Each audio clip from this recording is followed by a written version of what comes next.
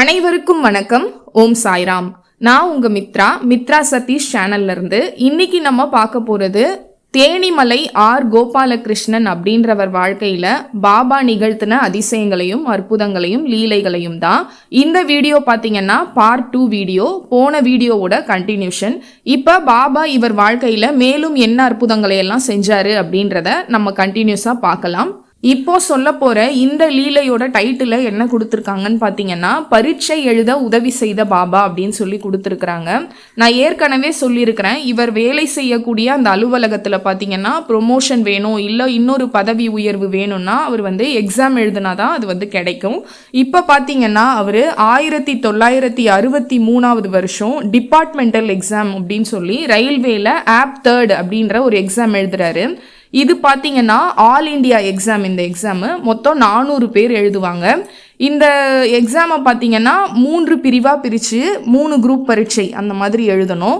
இதில் அவர் செலக்ட் பண்ணியிருக்கிறது பார்த்தீங்கன்னா ஸ்டோர் சப்ஜெக்ட் அப்படின்னு ஒன்றத்தை எடுத்திருக்கிறாரு. இந்த எக்ஸாம் பார்த்தீங்கன்னா 6 நாள் நடக்கும். அதில் ஃபஸ்ட்டு எக்ஸாம் மட்டும் பார்த்தீங்கன்னா எக்ஸம்ஷன், அது எழுதலாம் இல்லை எழுதலனாலும் ஒன்றும் பிரச்சனை இல்லை. இப்போ மாரல் சயின்ஸ் அந்த மாதிரிலாம் வரும் இல்லையா, எக்ஸ்ட்ரா சப்ஜெக்ட், அந்த மாதிரி ஃபர்ஸ்ட் எக்ஸாம் மட்டும் எழுதலாம், எழுதாமலும் போகலாம். மீதி இருக்கிற அந்த 5 பேப்பரும் இவர் எழுதணும். அதில் 3 இவர் நல்லா எழுதிட்டாரு. 4வது நாள் பார்த்தீங்கன்னா ஸ்டோர்ஸ் குரூப் வித் புக்ஸ் அப்படின்னு சொல்லி ஒரு எக்ஸாம் எழுதுறாரு. அதில் பார்த்தீங்கன்னா 5 கேள்விகள் கட்டாயம் கரெக்டாக எழுதணும். இவருக்கு 2 கேள்விக்கு தான் பதில் தெரியும், 3 கேள்விகளுக்கு தெரியாது. இதில் ஃபெயில் ஆகிட்டா எழுத முடியாது, இதுக்கப்புறம் இந்த எக்ஸாமை எழுத முடியாது. இவர் அரை மணி நேரம் பார்த்தீங்கன்னா ரொம்ப மனக்குழப்பத்தில் சாய்ராம் அப்படின்னு சொல்லிட்டு பாபாவுடைய பேரை சொல்லிக்கிட்டே அங்கே உட்காந்துட்டு இருக்காரு. உள்ளுக்குள்ள ஏதோ திடீர்னு பார்த்தீங்கன்னா ஒரு ஆவேசம் போல, இந்த சாமிலாம் உடம்புல இறங்குச்சு அப்படின்னு சொல்லுவாங்க இல்லையா, அந்த மாதிரி ஆவேசம் வந்த மாதிரி இவர் எல்லா கேள்விகளுக்குமே அந்த 5 கேள்விகள் ஏற்கனவே தெரியாமல் இருந்த அந்த 3 கேள்விகளுக்கும் கடகடன்னு எழுத ஆரம்பிச்சிடுறாரு. மடை திறந்த வெள்ளம் போல் பதில் எழுதி கொண்டு இருந்தேன். பேப்பரை கொடுத்து அந்த சூப்பர்வைசரே கலைச்சு போயிருப்பாரு. அந்த அளவுக்கு நான் நிறைய பேப்பர்ஸ் அந்த டெஸ்ட்டில் எழுதினேன். நேரம் முடிஞ்சிடுச்சு. அதுக்கப்புறம் எல்லாத்தையும் ஒன்று சேர்த்து சூப்பர்வைசர்கிட்ட அந்த பேப்பரெல்லாம் கொடுத்துட்டு இவர் ரொம்ப டயர்டாகி அந்த பெஞ்ச்லேயே மயங்கி விழுந்துடுறாரு. அதுக்கப்புறம் வாட்டர் ப்ளீஸ் அப்படின்னு சொல்லி கேட்குறாரு. பியூன் இவருக்கு தண்ணி கொடுத்த உடனே குடிச்சிட்டு அங்கேருந்து கிளம்பி வீட்டுக்கு வராரு. எப்படியும் பாஸ் ஆகிடுவேன் அப்படின்ற நம்பிக்கை இவருக்கு இருந்தது. ஏன்னா தேர்வு எழுதினது நானா இல்லை பாபாவானே எனக்கு தெரியல. அந்த அளவுக்கு சாய்ராம்னு சொன்ன உடனே தான் அந்த 3 கேள்விகளுக்குமான பதில் அவருக்கு தெரிஞ்சுதா இல்லை அவரே எழுதினாரான்றதே அவருக்கே தெரியல. ஆனால் நிறைய பேப்பரை வாங்கி எழுதிட்டு அங்கே கொடுத்துட்டு வந்துட்டு இருக்காரு. நான் சாய்ராம் அப்படின்னு சொன்னதுக்கப்புறம் தான் எனக்கு எல்லா கேள்விகளுக்குமான பதில் தெரிஞ்சுது. நான் இதில் பாஸ் ஆகிட்டேனாக்கா அது பாபாவுடைய அருள், ஃபெயில் ஆகிட்டேன்னா அது என்னுடைய தப்புன்னு நான் ஏற்றுக்கிறேன் அப்படின்றத முடிவு பண்ணுறாரு. இப்போ இந்த எக்ஸாம் பார்த்தீங்கன்னா ஆல் இண்டியா எக்ஸாம், எல்லாருமே இந்தியா முழுக்க எழுதுறது. அதில் 400 பேரில் இவரும் ஒருத்தர். இந்த எக்ஸாமோட ரிசல்ட் பார்த்தீங்கன்னா வர்றதுக்கு 4 மாதம் ஆகும். அதனால ட்ரெயினில் ஃபர்ஸ்ட் கிளாஸ் டிக்கெட் புக் பண்ணி இவர் வீடு திரும்பிட்டு இருக்கிறாரு. அப்போ பார்த்தீங்கன்னா அந்த ட்ரெயினில் இவர் கூட வேற ஒரு பயணி ஒருத்தர் இருக்கிறாரு. கூட வேற ஒருத்தர் பயணம் செய்கிறாரு, வேற ஊர் ஆள். அவர் கழுத்தில் பார்த்தீங்கன்னா ஒரு பெரிய டாலர் இருக்குது. இவர் பாபா டாலராக இருக்குமோ அப்படின்னு சொல்லி அந்த டாலர் என்ன டாலர் அப்படின்னு சொல்லி அவர்கிட்ட கேட்குறாரு. அப்போ அவர் சொல்கிறாரு இது புவனேஸ்வரி அம்மனுடைய டாலர் அப்படின்னு சொல்கிறாரு. அப்புறம் அந்த பயணி பேச ஆரம்பிக்கிறாரு இவர்கிட்ட. நான் கல்கத்தாலேருந்து வரேன், புதுக்கோட்டை தான் என்னுடைய சொந்த ஊர், நான் அங்கே போயிட்டுருக்கேன் அப்படின்றத அந்த பயணி சொல்கிறாரு. என்னுடைய ஊரும் புதுக்கோட்டை தான், நான் இப்போ எக்ஸாம் எழுதிட்டு வரேன் அப்படின்றத இந்த கோபாலகிருஷ்ணன் அவர்கிட்ட சொல்கிறாரு. அவரும் பார்த்தீங்கன்னா கல்கத்தாவில் அக்கௌண்ட்ஸ் டிபார்ட்மெண்ட்டில் வேலை பார்க்குறத சொல்கிறாரு. அப்போ வலது கையை காட்டுங்க அப்படின்னு சொல்கிறாரு. காமிச்ச உடனே என்ன சொல்கிறாருன்னா, ரிசல்ட் தாமதமாச்சுனாக்கா நீங்கள் பாஸ் ஆகிட்டீங்கன்னு அர்த்தம், சீக்கிரமாக வந்துடுச்சுனாக்கா நீங்கள் ஃபெயில் அப்படின்றத அந்த கல்கத்தா நபர் இருக்கார் இல்லையா அவர் சொல்கிறாரு இவர்கிட்ட. அதுக்கப்புறம் பார்த்தீங்கன்னா இவர் ட்ரெயின் மூலமாக ஹூப்ளிக்கு சேர்றாரு. இப்போ இவர் எழுதினது பார்த்தீங்கன்னா ஆப் 3 எக்ஸாம் அப்படின்ற ஒன்று எழுதினாரு. அதே நேரத்தில் டிராஃபிக் அக்கௌண்டன்ட் அப்படின்னு சொல்லி ஒரு எக்ஸாம் நிறைய பேர் எழுதியிருக்கிறாங்க. அந்த பேப்பர் லீக் ஆகிடுச்சு. அதனால் இவரோட ரிசல்ட், இப்போ இவர் எழுதியிருக்கார் இல்லையா எக்ஸாமு, அந்த ரிசல்ட் எல்லாம் வர தாமதமாகும் அப்படின்னு சொல்லிடுறாங்க. அதுக்கப்புறம் சில மாதங்கள் கழிச்சு ரிசல்ட் வருது. ரிசல்ட்டில் 12 பேர் பாஸ் அப்படின்னு அறிவிக்கிறாங்க. 400 பேர்ல 12 பேர் தான் பாஸ், அதுல இவரும் ஒருத்தர். இந்த விஷயத்த வந்து அங்க இருக்கக்கூடிய ஆபீசர் வந்து போன் மூலமா இவருக்கு தகவல் தெரிவிக்கிறாரு, நீங்க பாஸ் ஆயிட்டீங்க அப்படின்னு சொன்ன உடனே இவருக்கு ரொம்ப சந்தோஷமாகுது.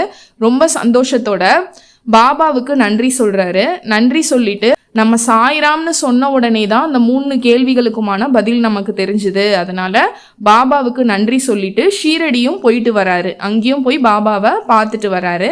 இது அவர் வாழ்க்கையில நடந்த பாபா நிகழ்த்தின ஒரு லீலை அப்படின்றத சொல்லியிருக்காரு. இப்போ அடுத்த சம்பவத்துக்கு போகலாம். இதோட டைட்டில் என்ன கொடுத்துருக்காங்கன்னு பார்த்தீங்கன்னா, என்னை ஐஎஸ்ஏ ஆக்கிய சாய் அப்படின்னு சொல்லி. இவர் வந்து ஏற்கனவே ஒரு எக்ஸாம் எழுதினார் இல்லையா, இப்போ வந்து ஐஎஸ்ஏ அப்படின்னு சொல்லி ஒரு அக்கௌண்டன்ட் எக்ஸாம். இது வந்து ரொம்ப பெரிய அந்த போஸ்டிங்கான ஒரு எக்ஸாம் இது. இந்த எக்ஸாம் பார்த்தீங்கன்னா ஒரு சில பேர் மட்டும்தான் எழுத முடியும், அவங்களுக்கு மட்டும்தான் வந்து அனுமதி இருக்குது. அதில் வந்து இவருக்கும் அந்த எக்ஸாம் எழுதுறதுக்கான அனுமதி இருந்தது. ஏற்கனவே இவரை பரீட்சை எழுத வச்சு பாஸும் செய்ய வச்சது வந்து சாய்பாபா தான். இப்போ இந்த எக்ஸாம்லேயும் அவர் பாஸ் ஆயிடுறாரு. கிட்டத்தட்ட ஐஎஸ்ஏவா இவர் வந்து 10 வருஷங்கள் வந்து வேலை பார்க்குறாரு. இவர் கூட வேலை செய்யக்கூடிய சக நண்பர் இருப்பார் இல்லையா, அவர் வந்து அந்த ஐஎஸ்ஏன்ற அந்த வேர்டை வந்து ஜம்பிள் லெட்டர்ஸ் மாதிரி தானே இருக்குது, அதை அப்படியே மாற்றி எஸ்ஏஐ அப்படின்னு எழுதி அதை இவர்கிட்ட ஒரு வாட்டி சுட்டி காமிச்சிருக்கிறாரு. இங்கே பாரு, நீ சாய்பாபா சாய்பாபான்னு சொல்லி எப்பயுமே அவரை நினச்சிக்கிட்டே இருக்கிறல்ல, ஐஎஸ்ஏன்றதை மாற்றி போட்டால் சாயின்னு வருது பாரு அப்படின்னு சொல்லி அவர்கிட்ட காமிச்சிருக்கிறாரு. சாதாரண ஒரு அக்கௌண்டண்ட்டாக இருந்த என்ன ஐஎஸ்ஏ எக்ஸாம் எழுத வச்சு இவ்வளவு பெரிய பதவி உயர்வையும் கொடுத்த என்னுடைய சாய்க்கு நான் வந்து வாழ்நாள் முழுக்க நன்றியோடு இருப்பேன். இந்த பிறப்பு இல்லை, எல்லா பிறப்புலையும் நான் அவருக்கு வந்து நன்றி கூற கடமைப்பட்டிருக்கேன் அப்படின்றத சொல்லியிருக்கிறாரு. அடுத்த சம்பவம், இதோட டைட்டில் என்ன கொடுத்துருக்காங்கன்னு பார்த்தீங்கன்னா, ஷீரடி சாயி சிவஸ்வரூபம் அப்படின்னு கொடுத்துருக்குறாங்க. வாரந்தோறும் வரக்கூடிய ஒவ்வொரு வியாழக்கிழமையிலையும் இவருடைய வீட்டில் இருக்கக்கூடிய பாபா சிலைக்கு பார்த்தீங்கன்னா இவர் பால் அபிஷேகம், சந்தன அபிஷேகம் அப்படின்னு சொல்லி எல்லாமே பண்ணி நைவேத்தியம் செஞ்சு பூஜை செய்கிற ஒரு வழக்கம் வந்து இந்த கோபாலகிருஷ்ணன் அப்படின்றவருக்கு இருக்கு. இந்த சம்பவம் நடந்த டேட் பார்த்தீங்கன்னா 12/2/2010 அன்னைக்கு, ஒரு நாள் வெள்ளிக்கிழமை, சிவராத்திரி அன்னைக்கு. அதனால இவர் என்ன முடிவு பண்ணுறாருன்னா, இரவு 9 மணி அளவில் விபூதி அபிஷேகமும் பாபாவுக்கு செய்யலாம் அப்படின்றத முடிவு பண்ணுறாரு. அதனால விபூதி பேக்கெட்டெல்லாம் வாங்கிட்டு வந்து வச்சிருக்கிறாரு.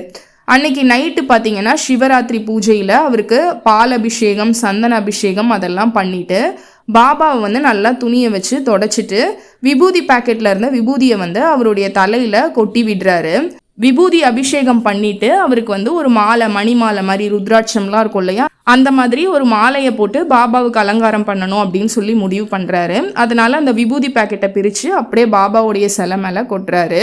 கொட்டிட்டு இவர் வந்து அந்த மணிமாலையை எடுத்து போடலாம், கிரீடம் அதெல்லாம் வச்சிருக்கிறாரு இல்லையா, அதை வந்து போடலாம் அப்படின்னு சொல்லி எடுக்கிறதுக்காக திரும்பிட்டு மறுபடியும் பார்க்குறாரு. அப்போ அவர் கொட்டின அந்த விபூதி பார்த்தீங்கன்னா பாபாவுடைய தலையில் அழகாக அந்த விபூதியிலேயே கிரீடம் வச்சா எப்படி இருக்கும் அந்த மாதிரி அழகாக அவர் வந்து போட்டுட்டு இருந்தாரு அப்படின்றத சொல்கிறாரு. அதை பார்த்த உடனே இவருக்கு வந்து ஒரு ஆனந்த அதிர்ச்சி ஏற்பட்டது அப்படின்றத சொல்கிறாரு. 3 நாட்களாக பாபா வந்து இவர் வீட்டில் அந்த விபூதி கிரீடத்தோட காட்சி அளிச்சிருக்கிறாரு. அதுக்கப்புறம் அந்த விபூதி கிரீடத்தோட இருக்கக்கூடிய அந்த பாபா சிலையை இவருடைய நண்பர்கள், பாபாவுடைய பக்தர்கள் எல்லாருக்கும் காட்டணும் அப்படின்னு சொல்லி முடிவு பண்ணுறாரு. அதுக்கப்புறம் ஃபோட்டோகிராஃபர் ஒருத்தரையும் வர வைக்கிறாரு. அவரை வந்து விபூதியோட அந்த தலையில் கிரீடமாக போட்டிருக்காரு இல்லையா விபூதியை, அதோட ஃபோட்டோ எடுக்க சொல்கிறாரு. அந்த ஃபோட்டோகிராஃபரும் வந்து பாபாவுடைய சிலையை ஃபோட்டோ எடுத்திருக்கிறாரு. அதுக்கப்புறம் தான் இவருக்கு வந்து மனசு நிம்மதியாச்சு. அதுக்கப்புறம் 3 நாட்கள் கழித்து பாபாவுக்கு பார்த்தீங்கன்னா அவர் வாங்கிட்டு வந்த அந்த கிரீடம் இருக்கு இல்லையா, அதை வந்து சாத்தி விடுறாரு. ஒரிஜினல் கிரீடத்தை பாபாவுக்கு போட்டு விடுறாரு. நான் வந்து நிறைய வீடியோஸில் சொல்லியிருக்கிறேன், பாபா வந்து உள்ளுணர்வு மூலமாக நம்மக்கிட்ட பேசுவார் அப்படின்றத. இப்போ இவருடைய அந்த வீட்டில் இருக்கக்கூடிய அந்த பாபா சிலை பார்த்தீங்கன்னா ஒரு நாள் வந்து பாதம் வந்து விலகி இருந்திருக்கு. இப்போ நேராக நம்ம சிலையை வைக்கிறோன்னா அது கொஞ்சம் கிராஸாக விலகி இருந்தால் அப்படி எப்படி இருக்கும், அந்த மாதிரி வந்து அவர் வீட்டில் இருக்கக்கூடிய பாபா சிலையுடைய பாதம் வந்து விலகி இருந்திருக்கு. அப்போ வந்து நேராக வை அப்படின்னு சொல்லி இவருக்கு ஒரு அசரீரி கேட்டிருக்கு. தலை முதல் பாதம் வரை அந்த குரல் ஸ்பரிசிக்க பாதத்தை நேராக வைத்து போனேன். பாபா தான் அதை சொல்லியிருக்கிறாரு, என்னோட பாதத்தை நேராக வை அப்படின்றத ஒரு அசரீரி மாதிரி இவர்கிட்ட உள்ளுணர்வு மூலமாக சொல்லியிருக்கிறாரு. அவர் சிலையில இருந்த அந்த பாதத்தை வந்து நேராக வச்சிருக்கிறாரு. இன்னொரு முறை பார்த்தீங்கன்னா இவர் புட்டபர்த்தியில் இருக்கக்கூடிய சத்ய சாய்பாபா இருக்கார் இல்லையா, அவரை வந்து தரிசனம் பண்ணுறதுக்காக அந்த ஊருக்கு போயிருக்காரு, அந்த கோவிலில் இருந்திருக்கிறாரு. அப்போ இவரோட பொண்ணுக்கிட்ட இருந்து ஃபோன் வந்திருக்கு. அப்பா, நம்ம வீட்டு பூஜை ரூமில் இருக்கக்கூடிய பாபா வந்து முழுவதுமாக விபூதியோட காட்சியளிக்கிறாரு அப்படின்றத சொல்லியிருக்கிறாங்க. உடனே இவர் வந்து ஃபோனில் என்ன சொல்லியிருக்கிறாருன்னா, நான் திரும்பி வர வரைக்கும் அதை யாரும் தொடாதீங்க, கலைக்கவும் கலைக்க வேணாம், வந்ததுக்கப்புறம் அந்த காட்சியையும் இவர் வந்து மனக்கண்ணால் ரசித்து அதுக்கப்புறம் விபூதி பிரசாதத்தை எல்லாருக்குமே வந்து கொடுத்துருக்கிறாரு. என்னென்னா அவருடைய வீட்டில் இருக்கக்கூடிய அந்த பாபா சிலையிலேருந்து தானாகவே உதி வர ஆரம்பிச்சிட்ருக்கு. அதை தான் வந்து அவருடைய பொண்ணு வந்து ஃபோன் மூலமாக இவர்கிட்ட சொல்லியிருக்கிறாங்க. அந்த உதியை வந்து எல்லாருக்கும் இவர் வந்து கொடுத்துருக்கிறாரு. இதுக்கப்புறம் பார்த்தீங்கன்னா 2011ஆம் ஆண்டு சுவாமிமலை முருகன் கோவில் நுழைவாயில் இருக்கு இல்லையா, அங்கே வந்து ஒரு புதுசாக பாபா கோவில் கட்டலான்னு முடிவு பண்ணி அந்த கோவிலையும் கட்டிடுறாங்க. அந்த கோவில் கும்பாபிஷேகத்துக்கு இவரை வந்து அவருடைய நண்பர் ஒருத்தர், அவர் பேர் வந்து சொக்கலிங்கம் சுப்பிரமணியன், அவர் வந்து இவரையும் வர சொல்லி கூப்பிடுறாரு. யார் இந்த சொக்கலிங்கம் சுப்பிரமணியன் அப்படின்னு பார்த்தீங்கன்னா, நம்ம இப்போ படிக்கக்கூடிய அந்த சாய் சச்சரிதம் அந்த புத்தகம் இருக்கு இல்லையா, அதை தமிழில் மொழிபெயர்த்தவர் இவர் தான், இந்த சொக்கலிங்கம் சுப்பிரமணியன் அப்படின்றவர். இப்போ அவர் தான் வந்து இவரை கூப்பிட்டுருக்காரு அந்த கோவிலுடைய கும்பாபிஷேகத்துக்காக. அதனால அங்கே போயிருக்கிறாங்க. அந்த கோவிலுக்கு போய் சேர்றதுக்கு முன்னாடி பார்த்தீங்கன்னா இவரும் இவருடைய நண்பரும் வந்து ஒரு குறுக்கு பாதையில் பாபாவை பற்றி பேசிக்கிட்டே நடந்து போயிட்டே இருக்கிறாங்க. அப்போ இவங்க எதிர்க்க பார்த்தீங்கன்னா ஒரு மனிதர் ஒருத்தர் வந்து வராரு. அவர் வந்து பார்க்கறதுக்கு ஒரு 30 வயசு தோற்றம் இருந்தால் எப்படி இருக்கும் அந்த மாதிரி இருக்கிறாரு. வேஷ்டி அணிஞ்சிருக்கிறாரு, சாதா பனியன் ஒன்று போட்டிருக்காரு, ஒரு சின்ன துண்டை வந்து உடம்புல போத்துனா மாதிரி இருக்காரு. அவரை பார்க்கறதுக்கு எப்படி இருந்ததுன்னா, ஒரு விவசாயி இருந்தால் எப்படி இருக்கும், விவசாயி ஃபேமிலியை சேர்ந்தவங்க அந்த மாதிரி இருந்தார். அவரும் பார்த்தீங்கன்னா இவங்க கூட நடந்து வராரு. அப்படியே ஆப்போசிட்டில் வந்து அந்த விவசாயி வந்து இவங்க எதிர்க்க வரல, இவங்க பேசிகிட்டு இருக்கும்போது இவங்க பக்கத்துலேயே வந்து அவரும் நடந்து வராரு.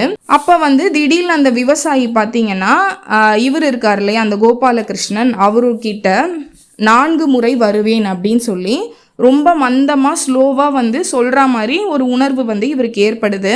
இவர் வந்து சொன்னாரா அப்படின்றது கூட அவருக்கு தெரியல. 4 முறை வருவேன், அவ்வளோதான், இந்த வார்த்தை மட்டும் அவர் காதில் விழுது.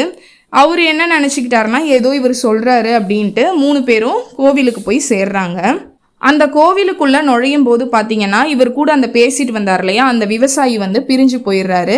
இவர் வந்து இவருடைய நண்பர் அந்த சொக்கலிங்கம் சுப்பிரமணியன் கிட்ட அவங்க வீட்டில் நடந்த அந்த விஷயத்தெல்லாம் சொல்கிறாரு. பாபாவுக்கு வந்து அந்த விபூதி கிரீடம் பாபாவுக்கிட்ட இருந்து உதி வந்தது, அந்த விஷயத்தெல்லாம் அவருடைய ஃப்ரெண்டு கிட்ட இவர் சொல்லிட்டு இருக்காரு.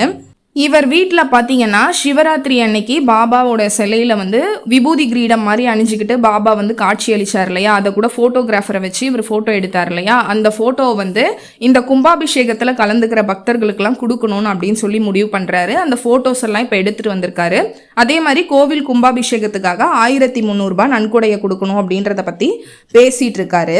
கும்பாபிஷேகம் நடத்தினவர் பார்த்தீங்கன்னா நாயுடு, அவர்கிட்டையும் வந்து பேசிட்டு ஒரு செட் ஃபோட்டோவை வந்து அவர்கிட்ட கொடுக்குறாரு.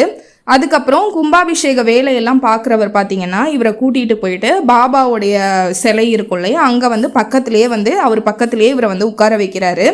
இவர் வந்து கொஞ்ச நேரம் உட்காந்துட்டு அதுக்கப்புறம் அந்த கும்பாபிஷேக வேலையெல்லாம் பார்க்குறாங்க இல்லையா அந்த கும்பலோட போய் இவர் வந்து அமர்ந்துக்கிறாரு.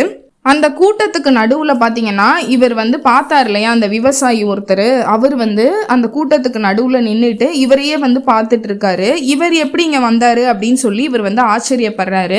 என்னன்னா இவங்க கோவிலுக்குள்ளே நுழையும் போது அவர் வந்து வேற பக்கமாக போயிடுறாரு, கோவிலுக்குள்ளே வரல. இப்போ எப்படி இவர் வந்து இந்த கூட்டத்துக்கு நடுவில் நின்றுட்டு இருக்காரு அப்படின்னு சொல்லி இவர் பார்க்குறாரு அவரை. இவர் வந்து அவரை பார்த்து ஆச்சரியப்படுறாரு. அதுக்கப்புறம் பார்த்தீங்கன்னா கும்பாபிஷேகம் முடிஞ்சதுக்கப்புறம் சுவாமிக்கு அபிஷேகம் நடக்குது. அப்போ அந்த நபரை வந்து காணும், அந்த விவசாயியாக இருந்தார் இல்லையா அவரை வந்து காணும். அடுத்தது கோவில் எதிர்க்க உள்ள கூட்டத்தில் போயிட்டு பிரசாதம் கொடுத்துட்டு இருக்காங்க. அப்போ இவரும் இவருடைய ஃப்ரெண்ட் அந்த சொக்கலிங்கம்ன்றவரும் அந்த லைனில் வந்து நின்றுட்டு இருக்காங்க.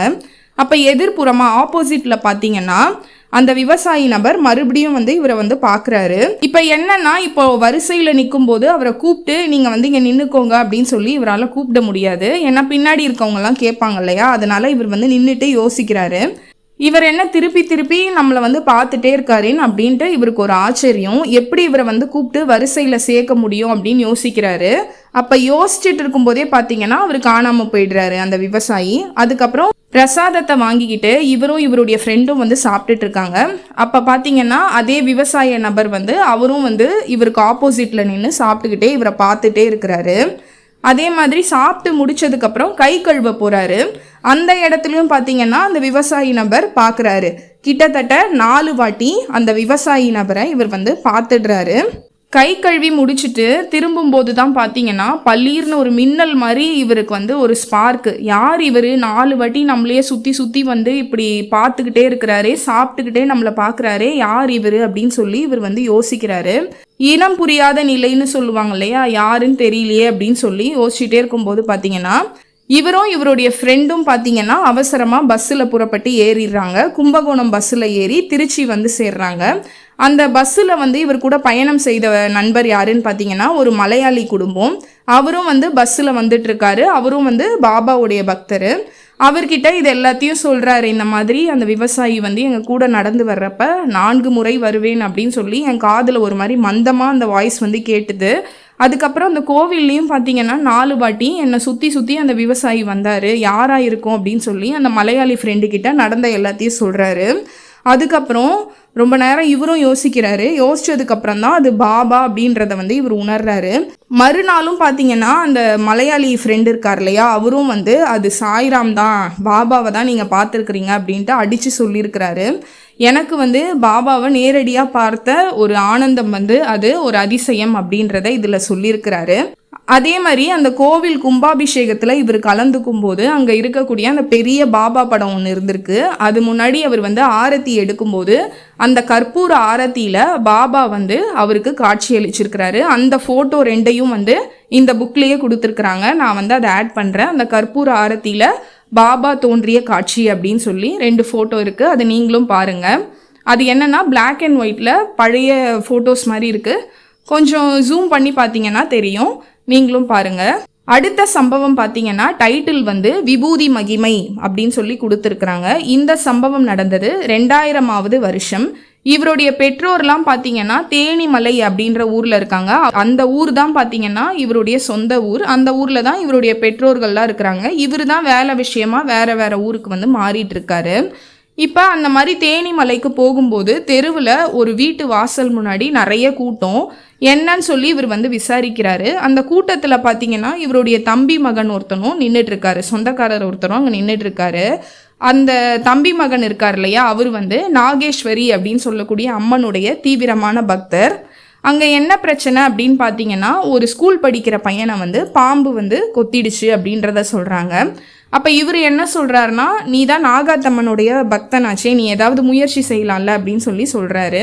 அவரும் வந்து நான் பண்ணி பார்த்துட்டேன், எதுவும் வந்து சரியாகலை அப்படின்னு சொல்லி அங்கேருந்து நகர்ந்துக்கிறாரு. இவருக்கு திடீர்னு என்னவோ அவரையே அறியாமல் அந்த பையன் கிட்ட போயிட்டு ஷீரடி சாய்பாபாவுடைய உதியை வந்து அந்த பையனுடைய வாயில் போடுறாரு. அதுக்கப்புறம் அந்த பையனுடைய நெத்தியில் உடம்புலெல்லாம் சாய்ராம் சாய்ராம் அப்படின்னு சொல்லி பூசி விடுறாரு. இந்த சம்பவம் நடக்கும்போது எல்லாருமே அந்த பையனை சுற்றியும் இவரை சுற்றியும் நின்றுட்டு பார்த்துட்டு இருக்காங்க. திடீர்னு பார்த்தீங்கன்னா இவர் ஊதி அந்த உடம்பு ஃபுல்லாக ஊதி அந்த பையனுடைய வாயில் போட்டு நெத்தியிலெல்லாம் பூசினதுக்கப்புறம் அந்த பையன் வந்து கண்ணை திறந்து பார்க்குறான். கொஞ்ச நேரத்துலேயே பார்த்தீங்கன்னா எழுந்து அவங்களுடைய பெற்றோர்கிட்ட அந்த பையன் வந்து போய் கிளம்பிட்டான். வருஷம் பார்த்தீங்கன்னா இவர் தேனிமலையில் உள்ள முருகர் கோவிலுக்கு பங்குனி உத்திரத்தன்னைக்கு கும்பிடுறதுக்காக முருகனை பார்க்கறதுக்காக போவார். அப்பெல்லாம் அந்த பையனுடைய அப்பா வந்து இவருடைய வீட்டுக்கு வந்து அவங்க பையன் நல்லா இருக்கிறதா சொல்லிட்டு போவார். பாபாவுடைய லீலைகளில் இதுவும் ஒன்று. பாபாவுடைய உதிக்கு வந்து எந்த அளவுக்கு மகிமை இருக்குது அப்படின்றத தெரிஞ்சிருப்பீங்க. பாம்பு விஷத்தையே முறிக்கக்கூடிய ஒரு சக்தி வந்து அவருடைய உதிக்கு இருந்திருக்கு. இந்த கதையை பார்த்தீங்கன்னா நீங்கள் சத்சரிதத்தில் கூட கேள்விப்பட்டிருப்பீங்க. ஒரு குழந்தைய வந்து நாகம் தீண்டிடுச்சு அப்படின்னு சொல்லி பாபா முன்னாடி எடுத்துகிட்டு வந்து போடுவாங்க. யாருமே காப்பாற்ற முடியாத ஒரு சூழ்நிலையில் பாபா வந்து இறங்கு ஏறாத அப்படின்னு சொல்லி பயங்கர கோவமாக திட்டுவார்.